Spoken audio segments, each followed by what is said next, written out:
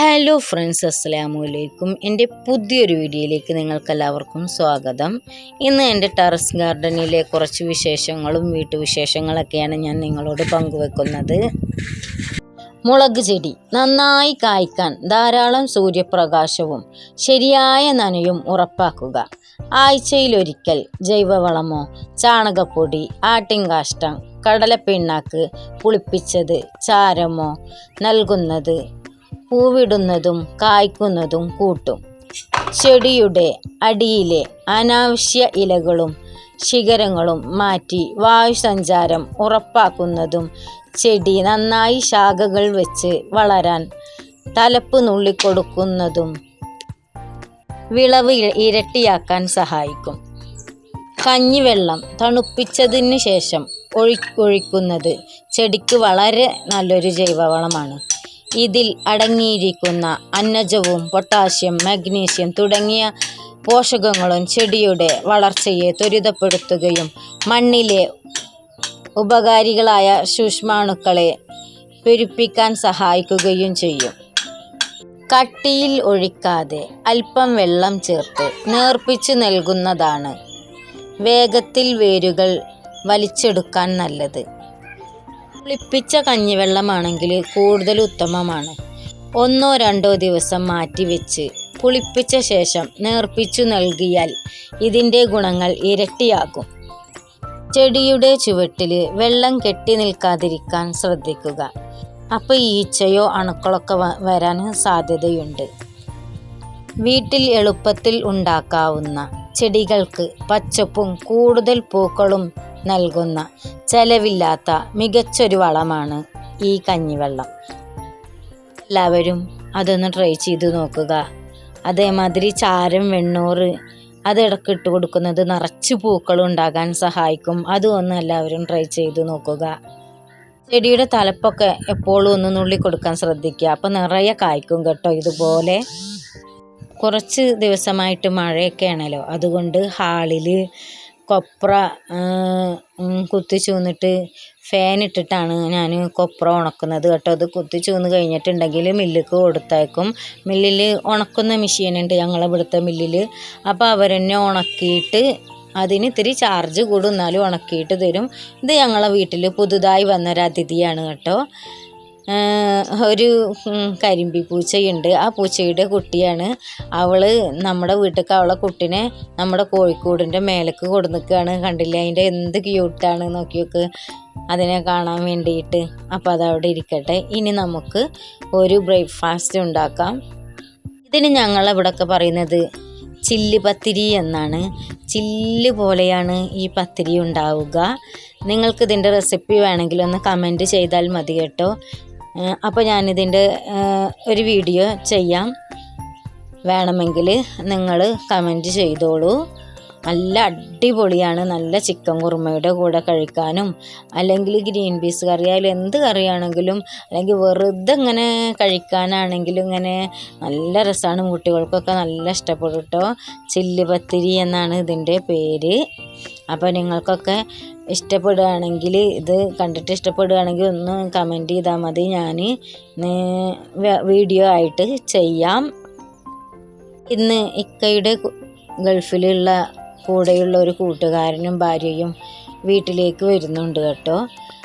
അപ്പോൾ അവർ വരുമ്പോഴത്തേനും വീടൊക്കെ ഒന്ന് വൃത്തിയാക്കണം.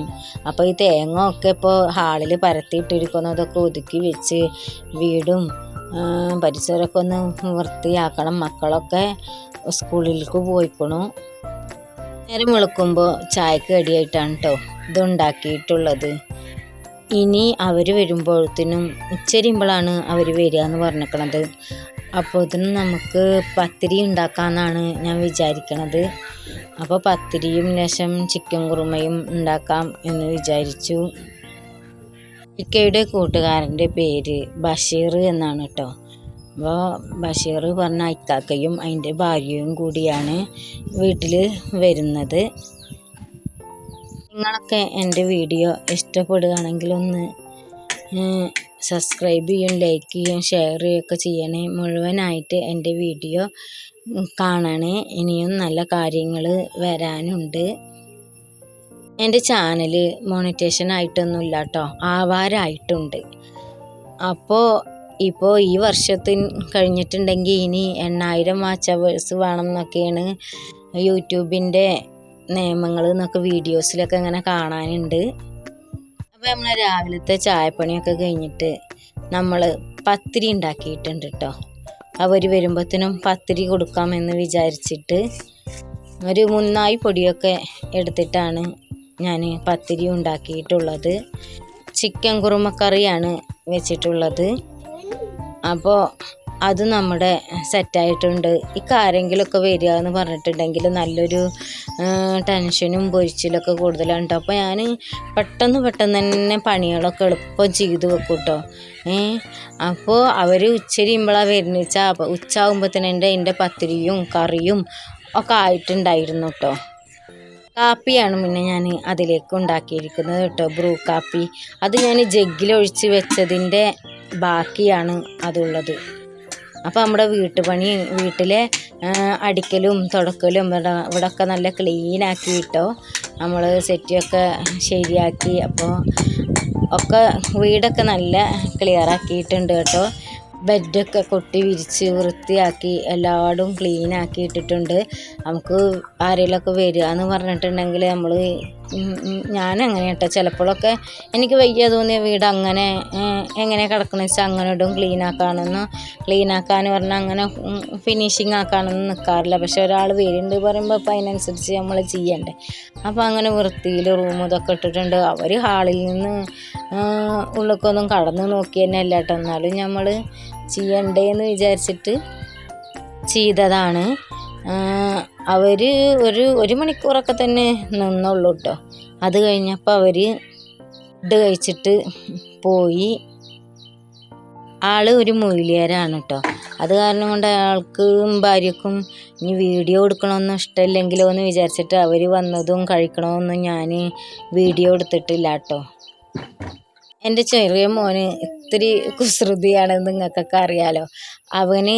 അവരെ താത്താടും കാക്കാടൊക്കെ കോമ്പോസ് എടുത്ത് കുത്തിപ്പൊളിച്ചതാണ്. ആ ചുമര് കണ്ടില്ലേ? അങ്ങനെയൊക്കെയുള്ള വികൃതിയാണ് അവൻ്റെ കയ്യിലുള്ളത് കേട്ടോ. അപ്പോൾ അങ്ങനെ നമ്മൾ അവരെയും വെയിറ്റ് ചെയ്ത് ഇങ്ങനെ ഇരിക്കുകയാണ്. ഇപ്പോൾ വരും എന്ന് വിചാരിച്ചിട്ട് അവരെ കാണാനില്ല. ഒരാളെ കാത്തിരിക്കുമ്പോൾ തന്നെ അവർ വരില്ല അല്ലേ. എന്നാൽ നേരെ മറിച്ച് നമ്മൾ പ്രതീക്ഷിക്കാതെ ഇങ്ങനെ കാത്തിരിക്കുകയൊന്നും ചെയ്യാതിരിക്കുകയാണെങ്കിൽ അവർ പെട്ടെന്ന് വരികയും ചെയ്യും അല്ലേ. അങ്ങനെ നിങ്ങൾക്ക് ഉണ്ടായിട്ടുണ്ടോ? അങ്ങനെ ഉണ്ടെങ്കിൽ ഒന്ന് കമൻറ്റ് ചെയ്യണേ.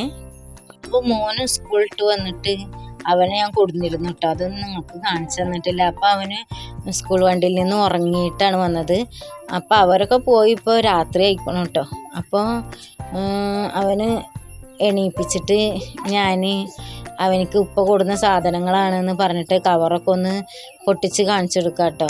ഫസ്റ്റ് എടുത്തത് മുന്തിരി കേട്ടോ, ഉണക്കമുന്തിരി. മറ്റേതൊരു തരം മുട്ടായിയാണ്. പിന്നെ ഇത് എന്താ പറയുക, നട്ട്സുകളും അതേമാതിരി മിഠായിയും കുനാഫ മിഠായി അങ്ങനെയൊക്കെയുള്ള കേട്ടോ അക്ബറൊക്കെ കൊടുത്തയച്ചിരിക്കുന്നത്. അപ്പോഴൊക്കെ എൻ്റെ ഇക്കാകാനെ ഞാൻ അക്ബറക്ക എന്നാണ് കേട്ടോ പറയുക. ഇക്കാക്ക പ്രത്യേകം പറഞ്ഞിട്ടുണ്ട് ആരും പൊട്ടിക്കാൻ പാടില്ല, എൻ്റെ കുട്ടിക്ക് തന്നെ ഒക്കെ പൊട്ടിച്ച് കൊടുക്കണം എന്ന് പറഞ്ഞിട്ടുണ്ട്. എൻ്റെ കയ്യിൽ തന്നെ കൊടുക്കണം എന്ന് പറഞ്ഞിട്ടുണ്ട്. അപ്പോൾ അതൊക്കെ പാടെ കെട്ടിപ്പിടിച്ചിരിക്കുന്നതാണ് കേട്ടോ നിങ്ങൾ കാണുന്നത്. അതിൽ നിന്ന് അവൻ്റെ താത്താരൊക്കെ ഓരോന്നും വെറുതെ എടുക്കണ മാതിരി കാട്ടുമ്പോൾ അവന് കരയണ മാതിരി കാട്ടുകയാണ്. ഗൾഫിലുള്ള ആളുകൾക്കൊക്കെ അവർ മക്കൾക്കൊക്കെ ഇതുപോലെ ആരെങ്കിലുമൊക്കെ വരുമ്പോൾ എന്തെങ്കിലും കൊടുക്കുമ്പോൾ ആ വീഡിയോസ് കാണുന്നതും അതൊക്കെ തന്നെയാണ് അവർക്കൊരു സന്തോഷം. അപ്പോൾ ഇന്നത്തെ എൻ്റെ വീഡിയോ ഇത്രയൊക്കെ ഉള്ളൂ. എൻ്റെ ഇന്നത്തെ ഡേ ഇൻ മൈ ലൈഫ്. നിങ്ങൾക്ക് എൻ്റെ വീഡിയോ ഇഷ്ടപ്പെട്ടാൽ ലൈക്ക് ചെയ്യണേ, ഷെയർ ചെയ്യണേ, സബ്സ്ക്രൈബ് ചെയ്യണേ. മറ്റൊരു വീഡിയോയുമായി വീണ്ടും വരാം. അസ്സലാമു അലൈക്കും.